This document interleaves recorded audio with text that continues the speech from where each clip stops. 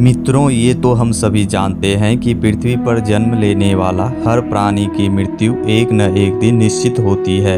लेकिन मित्रों, एक सवाल हमारे मन में हमेशा बनी रहती है कि शरीर त्यागने के बाद हम मनुष्यों की आत्मा कहाँ जाती है।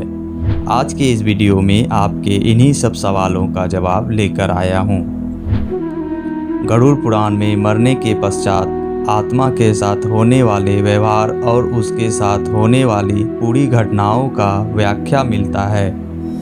गरुड़ पुराण के अनुसार जब आत्मा शरीर छोड़ती है तो उसे दो यमदूत लेने आते हैं। मानव अपने पूरे जीवन में जो कर्म करता है, यमदूत उसे उसके अनुसार अपने साथ ले जाते हैं। अगर मरने वाला सज्जन है, पुण्य आत्मा है तथा अपने जीवन में अच्छे कर्म करते आया है तो उसके प्राण निकलने में कोई पीड़ा नहीं होती है। लेकिन अगर वह दुराचारी या पापी है और जन्म के पश्चात बुरे कर्म किए हैं और दूसरों को कष्ट पीड़ा दिया है तो उसे उसके अनुरूप पीड़ा सहनी पड़ती है। गरुड़ पुराण में यह उल्लेख भी मिलता है कि मृत्यु के बाद आत्मा को यमदूत केवल 24 घंटे के लिए ही ले जाते हैं और इन 24 घंटों के दौरान आत्मा को उनके द्वारा किए गए कर्मों का हिसाब दिखाया जाता है कि उसने कितने पाप और कितने पुण्य किए हैं। इन सब के पश्चात आत्मा को फिर उसी घर में छोड़ दिया जाता है जहां उसने शरीर का त्याग किया था। उसके बाद 13 दिन के उत्तर कार्य अर्थात उसके श्राद्ध कार्यों तक वह वहीं रहता है। 13 दिन के बाद उसे फिर यमलोक की यात्रा करना पड़ता है। 13 दिन के पश्चात यमदूत जब उसकी आत्मा को लेने आते हैं तब इस बार उसके जीवन काल के कर्मों के अनुसार उसे रास्ते भर कष्ट पीड़ा देते हुए ले जाया जाता है।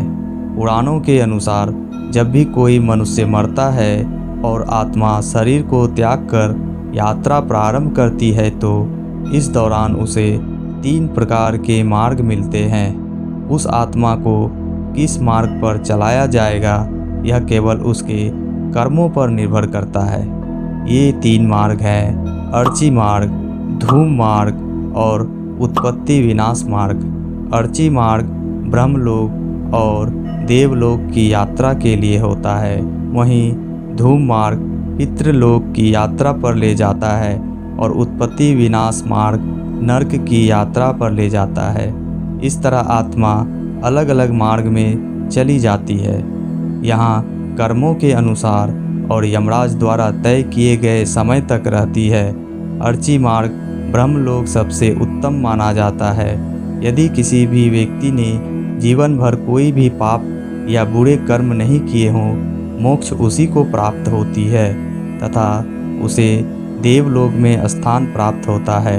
अगर वह अच्छे कर्म किए रहते हैं तो उसकी आत्मा को बिना कोई कष्ट दिए स्वर्ग लोक तक पहुंचा दिया जाता है और बुरे कर्म वाले व्यक्ति के आत्मा को पूरे रास्ते दंड स्वरूप कष्ट देते हुए ले जाया जाता है और अंत में उसे नरक में कष्ट भोगने के लिए छोड़ दिया जाता है। अगर वह अच्छे कर्म किए रहते हैं तो उसकी आत्मा को बिना कोई कष्ट दिए स्वर्ग लोक तक पहुंचा दिया जाता है और बुरे कर्म वाले व्यक्ति के आत्मा को पूरे रास्ते दंड स्वरूप कष्ट देते हुए ले जाया जाता है और अंत में उसे नरक में कष्ट भोगने के लिए छोड़ दिया जाता है। हालांकि सभी मार्ग से गई आत्माओं को कुछ काल भिन्न भिन्न लोक में रहने के बाद पुनः मृत्यु लोक में आना पड़ता है। अधिकतर आत्माओं को यहीं जन्म लेना और यहीं मरकर पुनः जन्म लेना होता है। मित्रों, यमलोक में पहुंचने के बाद यमलोक में प्रवेश के लिए मुख्य 4 द्वार हैं। कर्म के अनुसार उस द्वार से प्रवेश मिलती है। इस विषय पर अगले वीडियो में बात करेंगे। उस वीडियो को देखने के लिए हमारे चैनल को सब्सक्राइब कर लीजिए और वीडियो को अपने प्रियजनों के साथ शेयर कीजिए और खुद के साथ साथ उन लोगों को भी अच्छे कर्म के लिए प्रेरित कीजिए।